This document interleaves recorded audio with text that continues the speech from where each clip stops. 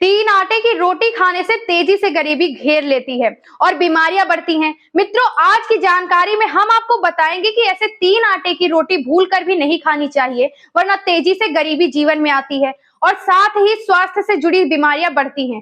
कौन से हैं वे तीन आटे जिनकी रोटियां कभी किसी को नहीं खानी चाहिए? ऐसा आटा दरिद्रता लेकर आता है, जानेंगे इस वीडियो में पूरा।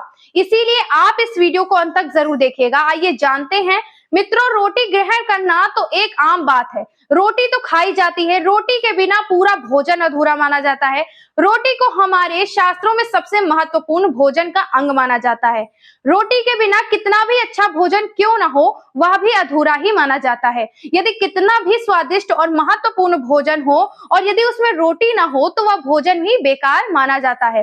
इसीलिए रोटी को भोजन का प्रमुख अंग माना जाता है। पर मित्रों, वही शास्त्रों में बताया गया है कि जाने अनजाने में भी ऐसे तीन आटे की रोटी यदि कोई ग्रहण करता है तो उसके जीवन में दरिद्रता आती है और जीवन में तेजी से बीमारियां बढ़ती हैं। ऐसा आटा जीवन में दरिद्रता लेकर आता है, साथ ही ये स्वास्थ्य से जुड़ी परेशानियां बढ़ाता है। इसके लिए आइए जानते हैं कौन से हैं वे तीन आटे जिनकी रोटियां खाने से बचना चाहिए। नंबर एक है जिस आटे में बाल निकल आता है।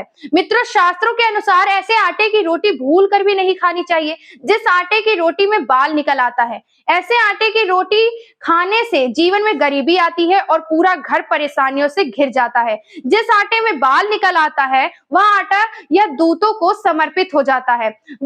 और वही यदि जो कोई भी ऐसे आटे की रोटी खाता है तो उसके जीवन में तेजी से गरीबी आती है और वह बीमार पड़ने लगता है। शास्त्रीय तौर पर आटे में यदि बाल निकल आता है तो ऐसा आटा अशुभ होता है। ऐसे आटे को किसी बैल को खिला देना ही बेहतर होता है। बाल निकला हुआ आटा यदि घर में अधिक समय तक रहता है तो घर में बीमारियां लाता है और गरीबी लाता है। बाल निकला हुआ आटा अशुभ होता है और ऐसे आटे की रोटी खाने से घर में मनमुटाव भी बढ़ सकते हैं। इसलिए मित्रों, ऐसे आटे की रोटी खाने से बचना चाहिए। और मित्रों, दूसरा है अधिक काला पड़ा हुआ आटा। मित्रों, शास्त्रों के अनुसार ऐसे आटे की भी रोटी नहीं खानी चाहिए जो आटा बेहद काला पड़ गया हो या मैल हो गया हो। ऐसे आटे की रोटी खाने से जीवन में दरिद्रता आती है और गरीबी आती है। इसलिए भूल कर भी काले पड़े हुए आटे की रोटी नहीं खानी चाहिए। अक्सर लोग ऐसी गलती करते हैं कि वह रोटी बनाने के बाद बचे हुए आटे को यूं ही रख देते हैं और वह समय के अनुसार आटा धीरे धीरे काला पड़ जाता है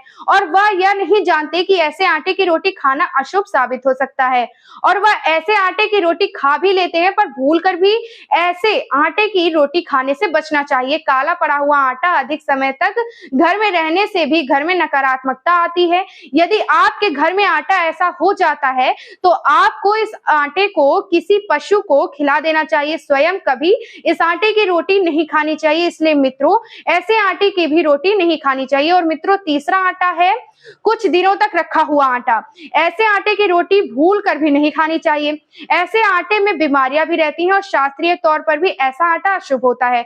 ऐसे आटे की रोटी जो कोई भी खाता है उसके जीवन में तेजी से गरीबी तो आती ही है, साथ ही वे तेजी से स्वास्थ्य से जुड़ी समस्याओं से घिर जाता है। इसलिए ऐसे आटे की रोटी खाने से बचना चाहिए। मित्रों, बहुत लोग ऐसे होते हैं कि वह बचे हुए आटे को इकट्ठा करते हैं और लंबे समय तक उसको फ्रिज में ही रख लेते हैं और वह सोचते हैं कि आटा खराब नहीं होगा और हम इस आटे को लंबे समय तक रखकर बाद में इसकी रोटियां बनाकर ग्रहण कर लेंगे।